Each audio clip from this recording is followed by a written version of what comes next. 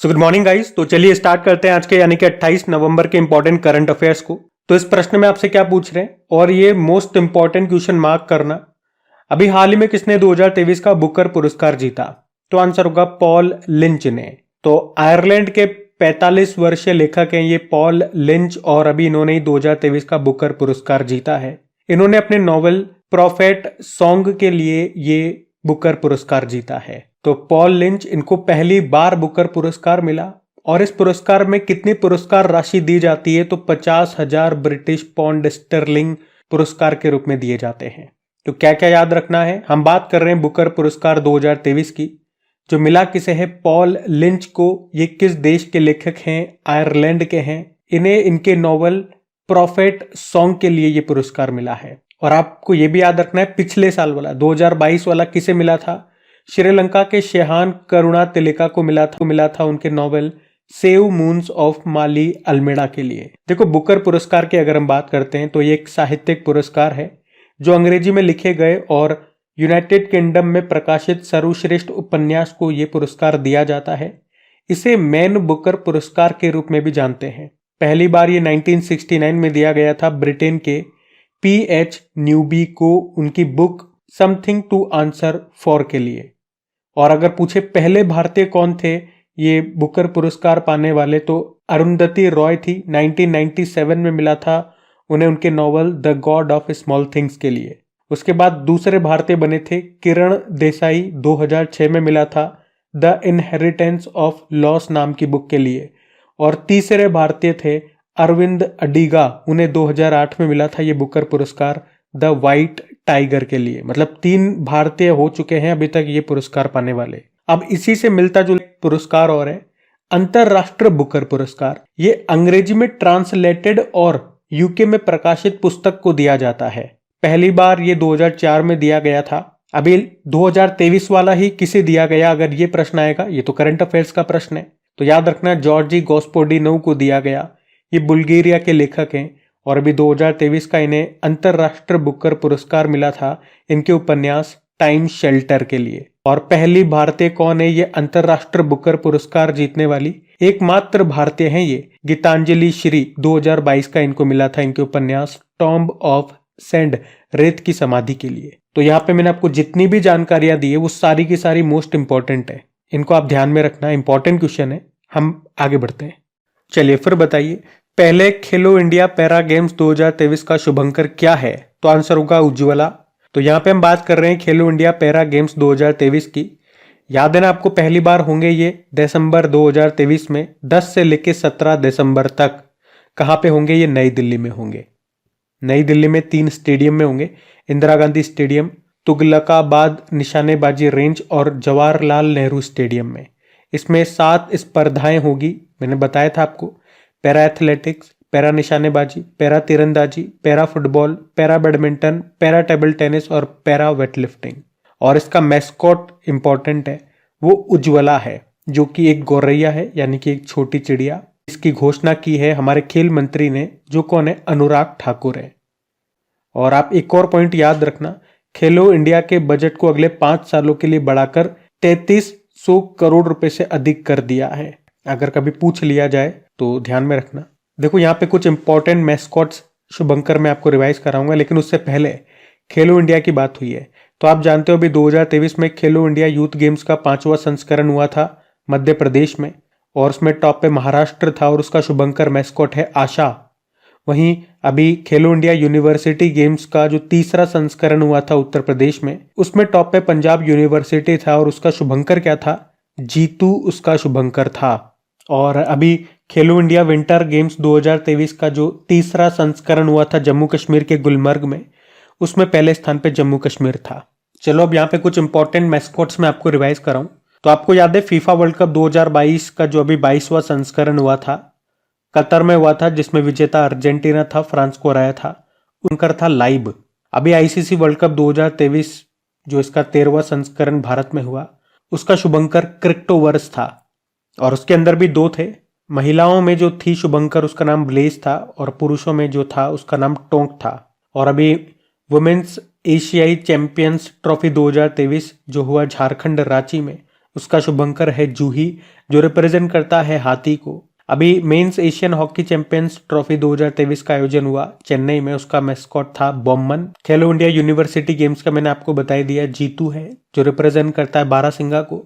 और ये किसका राजकीय पशु है? मध्य प्रदेश और उत्तर प्रदेश दोनों का। खेलो इंडिया यूथ गेम्स भी हमने पढ़ लिया, आशा है। फीफा महिला विश्व कप 2023 का शुभंकर क्या था? तजुनी था, जो कि एक पेंगुइन है। ये न्यूजीलैंड और ऑस्ट्रेलिया में हुआ था।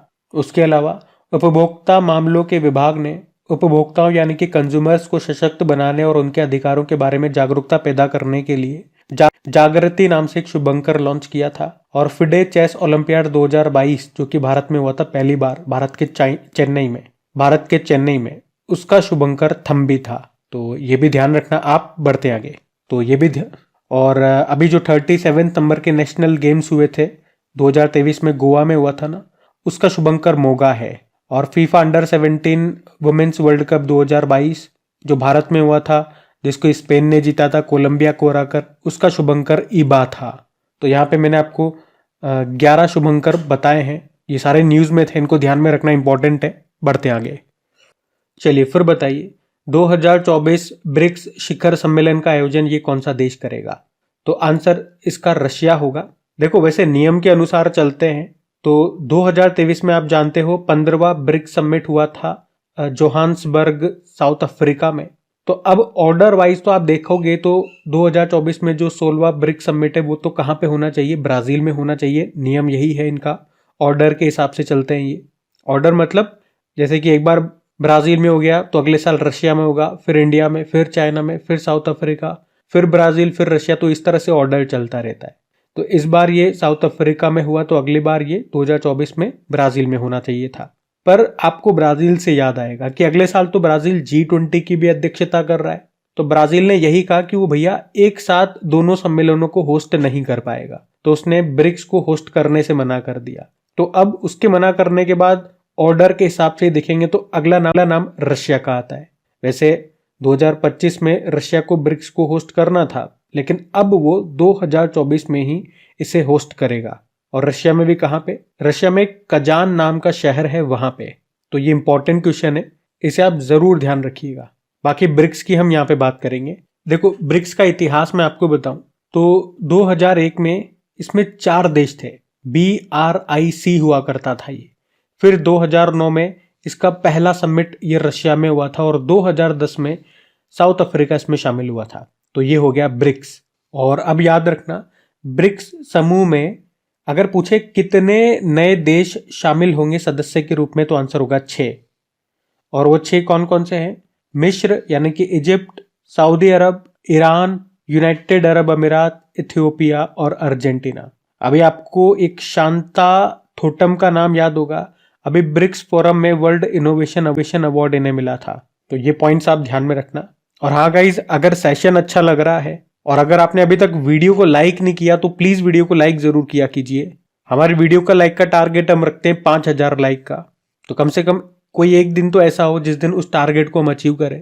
तो अगर कंटेंट अच्छा लगता है, मेहनत अच्छी लगती है तो लाइक जरूर करें और अपने दोस्तों के साथ में इस वीडियो को आपको शेयर जरूर करना है। बाकी आपकी प्रैक्टिस के लिए इनकी क्विज बना करके अपलोड की जाती है आपकी क्रिक एग्जाम एप्लीकेशन पे। वहीं पे इनकी PDF भी आपको मिल जाएगी। क्रिक एग्जाम एप्लीकेशन का लिंक नीचे डिस्क्रिप्शन बॉक्स में आपको मिलेगा। अभी हम बढ़ते हैं आगे। फिर बताइए, अभी हाल ही में केंद्रीय मंत्री हैं हरदीप सिंह पुरी, इन्होंने कहां पर CNG स्टेशन का उद्घाटन किया? तो आंसर होगा वाराणसी में। तो अभी केंद्रीय पेट्रोलियम मंत्री हैं हरदीप सिंह पुरी, इन्होंने वाराणसी के रविदास घाट पर गेल के फ्लोटिंग CNG और मोबाइल रिफ्यूलिंग यूनिट स्टेशन का उद्घाटन किया है। और इसकी खास बात यह है कि इस CNG स्टेशन को गंगा नदी में एक से दूसरे स्थान पर ले जाया जा सकता है। इससे गंगा नदी में चलने वाली नौकाओं को CNG के लिए दूर जाने की समस्या से छुटकारा मिलेगा।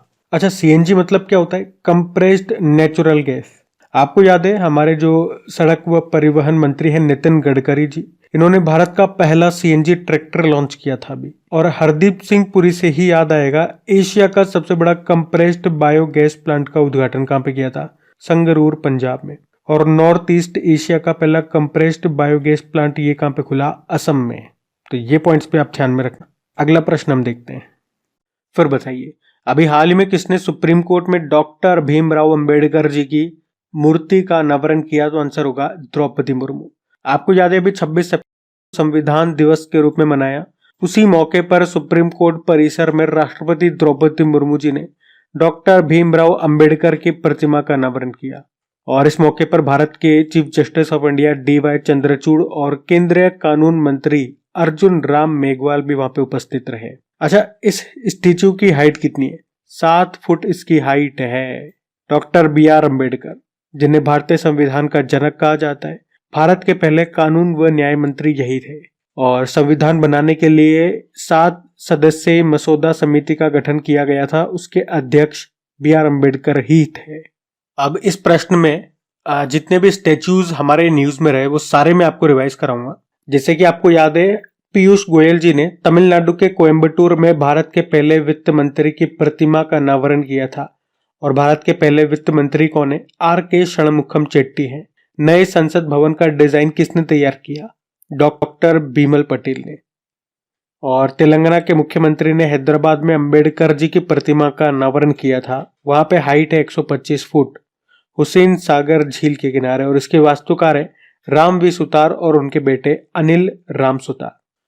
और मोदी जी ने स्टेच्यू ऑफ प्रॉस्पेरिटी, समृद्धि की मूर्ति का अनावरण किया था बेंगलुरु में। ये बेंगलुरु के संस्थापक केम्पेगौड़ा की स्टेच्यू है, 108 फीट ऊंची। इसके वास्तुकार राम वी सुतार ही है। भगवान शिव जी की सबसे ऊंची प्रतिमा का उद्घाटन अभी किया था। कहाँ पे? राजस्थान के श्रीनाथ द्वारा के राजसमंद में। इस स्टेच्यू का नाम है स्टेच्यू ऑफ बिलीफ, विश्वास स्वरूपम। और स्टेच्यू ऑफ नॉलेज, ये भी BR अम्बेडकर जी की स्टेच्यू है। महाराष्ट्र के लातूर में लगाई गई, 70 फुट ऊंची है ये। अच्छा, आप लोग कमेंट करके बताओ BR अम्बेडकर जी के समाधि स्थल को क्या कहा जाता है। बाकी स्टेच्यू ऑफ इक्वलिटी आप जानते हो, हैदराबाद में मिलेगी आपको। संत रामानुजाचार्य जी की है, 216 फीट ऊंची। और statue of unity Sardar Patel जी की स्टेच्यू है, ये दुनिया की सबसे ऊंची है। केवड़िया गुजरात में नर्मदा नदी के किनारे साधु बेट द्वीप पर 182 मीटर इसकी हाइट है। वास्तुकार है राम वी सुतार। और नई दिल्ली में अभी प्रेसिडेंट ने ही, द्रौपदी मुर्मू जी ने ही महात्मा गांधी जी की प्रतिमा को भी अनावरण किया था। वो 12 फीट ऊंची है। अभी मध्य प्रदेश के मुख्यमंत्री शिवराज सिंह चौहान ने ओमकारेश्वर में 108 फीट ऊंची आदि शंकराचार्य जी की प्रतिमा का अनावरण किया। इसका नाम समानता की प्रतिमा, स्टैच्यू ऑफ वननेस है। और अभी भारत के बाहर BR अम्बेडकर जी की सबसे ऊंची प्रतिमा भी स्थापित की गई अमेरिका में। 19 फीट ऊंची है वो। स्टैच्यू ऑफ इक्वलिटी उसको बोला गया और उसके भी वास्तुकार राम वी सुतार है। तो ये अभी तक जितने भी स्टैच्यूज आपके करंट अफेयर्स में रही वो मैंने आपको यहाँ पे रिवाइज करा दिया, इनको ध्यान में रखना। और अभी एक बीच में प्रश्न मैंने आपसे पूछा था, BR अम्बेडकर जी के समाधि स्थल को क्या कहते हैं? तो आंसर होगा चैत्य भूमि कहते हैं। ये भी ध्यान रखना। बढ़ते आगे। फिर बताइए, हाल ही में आयुष्मान भारत स्वास्थ्य एवं कल्याण केंद्रों का नाम बदलकर क्या कर दिया गया? तो आंसर होगा आयुष्मान आरोग्य मंदिर। तो अभी केंद्र सरकार ने मौजूदा आयुष्मान भारत स्वास्थ्य और कल्याण केंद्रों का नाम बदलकर आयुष्मान आरोग्य मंदिर करने का निर्णय लिया है। और अब इसकी टैगलाइन भी होगी क्या? आरोग्यम परम धनम। अच्छा, यहाँ पे क्वेश्चन की तरह आपको, अच्छा यहाँ पे अगर एक प्रश्न आपसे पूछे कि प्रधानमंत्री नरेंद्र मोदी जी ने 14 अप्रैल 2018 को पहला आयुष्मान भारत स्वास्थ्य कल्याण केंद्र कहाँ पे शुरू किया था? छत्तीसगढ़ के बीजापुर जिले के झांगला में। और पूछे, आयुष्मान भारत जन आरोग्य योजना जानते हो, जिसको मोदी जी ने शुरू किया था 23 सितंबर 2018 को। कहां से? रांची, झारखंड से। और पहले इस योजना का नाम राष्ट्रीय स्वास्थ्य सुरक्षा योजना हुआ करता था। फिर 2018 में भारत सरकार ने राष्ट्रीय स्वास्थ्य बीमा योजना को राष्ट्रीय स्वास्थ्य सुरक्षा योजना के साथ विलय कर दिया, मिक्स कर दिया, और फिर इसका नाम बदलकर आयुष्मान भारत प्रधानमंत्री जन आरोग्य योजना हो गया। तो ये आप ध्यान रखना। अगला प्रश्न देखते हैं। चलिए फिर बताइए, अभी हाल ही में चर्चा में रहा दुनिया का सबसे बड़ा आइसबर्ग का नाम क्या है? A23A। तो अभी यूके की अंटार्कटिक सर्वेक्षण ने एक रिपोर्ट जारी की है। इस रिपोर्ट के मुताबिक दुनिया का सबसे बड़ा आइसबर्ग, जिसका नाम A23A रखा है, वो टूट गया है और दक्षिण महासागर की तरफ बह रहा है। A23A ये जो आइसबर्ग था, इसके अगर साइज की बात करेंगे तो ये लगभग 4000 स्क्वायर फुट है। इसका वजन करीब 1 ट्रिलियन मेट्रिक टन है। ये आइसबर्ग न्यूयॉर्क शहर के तुलना में अगर बात करोगे तो लगभग 3 गुना है और ग्रेटर लंदन से 2 गुना बड़ा है। बाकी राष्ट्रीय ध्रुवीय अनुसंधान संस्थान की बात करें, स्थापना होती 1962 में। ये पोलर रीजन और पृथ्वी के जमे हुए क्षेत्रों के रहस्य को उजागर करने का प्रयास करता है, तो ये ध्यान में रखना। अच्छा, अगर आपसे मान लो पूछा जाए एग्जाम में कि दुनिया का सबसे बड़ा न्यूट्रिनो कण डिटेक्टर जिसका नाम ट्राइडेंट है, इसका निर्माण कौन करेगा, तो आंसर होगा चाइना। तो ध्यान रखना ये पॉइंट्स। बढ़ते आगे। फिर बताइए, हाल ही में विश्व सतत परिवहन दिवस कब मनाया गया, तो आंसर होगा 26 नवंबर को। तो संयुक्त राष्ट्र महासभा ने टिकाऊ और पर्यावरण के अनुकूल परिवहन को बढ़ावा देने के लिए ये दिन मनाते हैं। कब? 26 नवंबर को, वर्ल्ड सस्टेनेबल ट्रांसपोर्ट डे। और इस बार थीम क्या है? सतत परिवहन, सतत विकास। अच्छा, आपको याद है सतत विकास लक्ष्य कितने हैं हमारे? 17 हैं। कब तक पूरा करना है? 2030 तक। और यहाँ पे अभी एग्जाम में कई बार प्रश्न पूछे गए। कोई भी एक सस्टेनेबल डेवलपमेंट गोल आपको दे देगा और पूछेगा इसका संबंध किस क्षेत्र से है, और ये बड़ी आसानी से मैंने आपको याद करा दिया, इसका ट्रिकी वीडियो बना करके दे दिया आपको। तो अगर आप वीडियो को पहली बार देख रहे हैं तो वो वीडियो आप जरूर देख लेना, लिंक नीचे डिस्क्रिप्शन बॉक्स में मिल जाएगा, या फिर सिंपल रहेगा, आप सर्च करना यूट्यूब पे sustainable development goal trick by crack exam, आपको वीडियो मिल जाएगा। और पसंद आती है तो लाइक करके शेयर जरूर करना, अपनी प्रेजेंस, उपस्थिति दर्ज जरूर करना उसे लाइक करके। वैसे तो देखो डे वाला प्रश्न है, और जब भी डे वाला प्रश्न आता है उस महीने के सारे इंपॉर्टेंट डेज में आपको रिवाइज कराता हूं, तो अभी मैं आपको रिवाइज नहीं करा रहा। बस आप मुझे ये बता दो कि अंतरराष्ट्रीय पुरुष दिवस कब मनाया जाता है, बाकी हम बढ़ते आगे। फिर बताइए, अभी नवंबर 2023 में किस देश ने भारतीयों के लिए वीजा फ्री एंट्री की घोषणा की है, तो आंसर होगा मलेशिया। तो अभी 26 नवंबर को मलेशिया के प्रधानमंत्री अनवर इब्राहिम ने भारतीयों के लिए वीजा फ्री एंट्री की घोषणा कर दी है।